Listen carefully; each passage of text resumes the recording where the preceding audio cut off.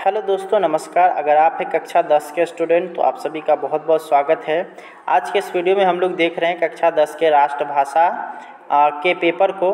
तो ये जो पेपर होता है वो जो बच्चे उर्दू लिए रहते हैं क्लास 10th में या मैथिली लिए हुए रहते हैं तो उनके लिए ये जो है राष्ट्रभाषा का परीक्षा होता है। तो आप लोग इस वीडियो को अंत तक देखिए, सारा क्वेश्चन आप लोग को मिल जाएगा। और साथ ही आपको ओरिजिनल पेपर लेने के आपको टेलीग्राम से जुड़ना पड़ेगा, जिसका लिंक आपको डिस्क्रिप्शन बॉक्स में मिल जाएगा। तो आइए अब एक एक करके अब हम लोग यहाँ से क्वेश्चन आंसर देख लेते हैं। तो सबसे पहले यहाँ पे हम लोग बात करेंगे कि यहाँ पे क्वेश्चंस कितने पूछे जाएंगे। तो आप लोग के एग्जामिनेशन यानी ये जो फर्स्ट टर्मिनल एग्जामिनेशन है उसमें 60 ऑब्जेक्टिव रहेंगे, जिसमें से आपको 50 का आंसर करना रहेगा। उसके बाद 5 आपका जो है सब्जेक्टिव क्वेश्चन है, जिसमें से आपको 4 का आंसर करना रहेगा। तो चलिए स्टार्ट कर लेते हैं वीडियो। पहला नंबर क्वेश्चन की तरफ अगर हम लोग देखेंगे तो यहाँ पर है सच्चा मित्र कैसा होता है। तो सच्चा मित्र हमेशा सद्गुणी होता है, यानी कि ऑप्शन नंबर डी हो जाएगा। अगला है अपराजित शब्द का सही अर्थ क्या होगा। तो ये हो जाएगा आपका ऑप्शन नंबर बी, यानी कि जिसने हार ना मानी हो। ठीक है। अगला है मित्रता पाठ के लेखक कौन है। तो ये हो जाएगा आपका ऑप्शन नंबर ए, यानी कि आचार्य रामचंद्र शुक्ल। अगला है हिमालय को भारत का क्या कहा जाता है। तो उसको कहा जाता है गौरव भाल। अगला है मारीच कौन था। तो मारीच था रावण का मामा। अगला बच्चे की दुआ के कवि कौन है। तो ये थे आपके अल्लामा इकबाल, यानी कि इकबाल यहाँ पे लिखा हुआ है। अगला यहाँ पर है करमवीर के कवि कौन है। तो ये हैं आपको अयोध्या सिंह उपाध्याय हरि औंध। अगला हम लोग देखेंगे तो अमीना हामिद की डैश थी। तो अमीना हामिद की दादी थी। अगला है हम लोग ककोलत का जलप्रपात बिहार के किस जिला में है। तो यह है नवादा जिला में। अगला भविष्यत काल के कितने प्रकार होते हैं। तो 4 प्रकार होते हैं। अगला है कवि स्वर्ग को कहाँ उतारना चाहता है। तो ज़मीन पर। ठीक है। अगला है मौत कितने वेश धारण कर के द्वार पर आएगी। तो यहाँ हजारों। अगला है यहाँ पर कवि किसका सर कुचलना चाहता है। तो ऑप्शन नंबर सी हो जाएगा मुसीबतों का। अगला है तू जिंदा है तो डैश कविता के रचयिता कौन है। तो हो जाएगा ऑप्शन नंबर डी, यानी कि शंकर शैलेंद्र। अगला है ईदगाह कहानी का नायक कौन है। तो ये हो जाएगा ऑप्शन नंबर बी, यानी कि हामिद। अगला है हामिद ने क्या खरीदा था। तो हामिद ने जो खरीदा था वो खरीदा था चिमटा। अगला है ईदगाह कहानी के लेखक कौन है। तो ऑप्शन नंबर ए हो जाएगा, यानी कि प्रेमचंद। अगला है चिमटा देख करके अमीना पर क्या प्रभाव पड़ा। तो हो जाएगा ऑप्शन नंबर बी, यानी कि अमीना काफ़ी प्रसन्न हुई। अगला है करमवीर कविता के कवि कौन है। तो ऑप्शन नंबर बी हो जाएगा हरि औंध। अगला है धूप को चांदनी कौन बनाता है। तो ऑप्शन नंबर सी हो जाएगा करमवीर। अगला है कठिन काम आने पर करमवीर क्या करते हैं। तो उकताते नहीं हैं, यानी कि ऑप्शन नंबर डी हो जाएगा। अगला यहाँ पर है किसको काटकर करमवीर सड़क बना देते हैं। तो ऑप्शन नंबर डी, यानी कि पर्वत को। अगला है बाल गोविंद भगत कैसा आदमी था। तो ये हो जाएगा ऑप्शन नंबर डी, यानी कि मझोले कद का। अगला यहाँ पर है बाल गोविंद भगत किनको साहब मानते थे। तो ये हो जाएगा आपका ऑप्शन नंबर ए, यानी कि कबीर को।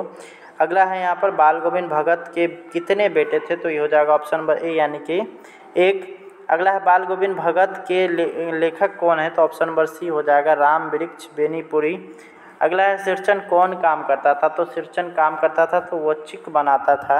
अगला है ठेस कहानी के लेखक कौन है। तो ऑप्शन नंबर बी हो जाएगा फणीश्वर नाथ रेणु। अगला है गांव के लोग सिरचन को क्या समझते थे। तो बेगार। ठीक है। अगला यहाँ पर है बच्चे की दुआ किसकी रचना है। तो ये हो जाएगा ऑप्शन नंबर सी, यानी कि मोहम्मद इकबाल की। अगला है दुआ बन के लप्पे क्या आती है। तो तमन्ना। ठीक है, यानी कि ऑप्शन नंबर ए। अगला है कवि दुआ में क्या मांगता है। तो हो जाएगा आपका ऑप्शन नंबर सी, यानी कि गरीबों की हिमायत करना। अगला है कवि किससे बचाने की बात करता है। तो हो जाएगा ऑप्शन नंबर ए, यानी कि बुराई से। अगला है ईद कब आती है। तो ऑप्शन नंबर ए हो जाएगा, यानी कि रमज़ान के बाद। अगला है सच्चे कर्मवीर की पहचान क्या है। तो हो जाएगा आपका ऑप्शन नंबर डी, यानी कि कर्म में रुचि रखने वाला हो। अगला है जलजला का विपरीतार्थक शब्द क्या होगा। तो इसके यहाँ पर जो है आप ऑप्शन लगा सकते हैं ऑप्शन नंबर ए, यानी कि आग लगना। अगला हम लोग देखेंगे तो हुंडरू प्रसिद्ध क्यों है। तो ये हो जाएगा आपका ऑप्शन नंबर बी, यानी कि अपने जलप्रपात के कारण। अगला है रांची से हुंडरू कितनी मील दूर पर है। तो 27 मील। अगला है जलप्रपात की ऊंचाई कितना है। तो 343 फीट। अगला है हुंडरू का जलप्रपात के रचयिता कौन है। तो कामता प्रसाद सिंह काम। अगला यहाँ पर है गागर में सागर किस कवि के संबंध में कहा जाता है। तो हो जाएगा ऑप्शन नंबर सी, यानी कि बिहारी के संबंध में। अगला यहाँ पर है राधा बांसुरी को क्यों लुकवाती है, तो ये हो जाएगा आपका ऑप्शन नंबर सी यानी कि बतरस के लिए। अगला है दुख में क्या नहीं करना चाहिए, तो हो जाएगा आपका ऑप्शन नंबर डी यानी कि दीर्घ सांस नहीं लेना चाहिए। अगला है नर की गति की तुलना किससे की गई है, तो इसका हो जाएगा ऑप्शन नंबर बी यानी कि नल नीर से।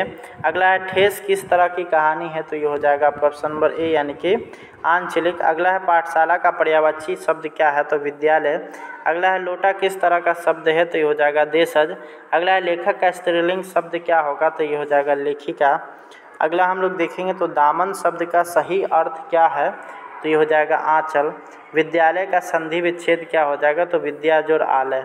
गंगा जल किस समास का उदाहरण है, तो ऑप्शन नंबर ए हो जाएगा यानी कि तत्पुरुष।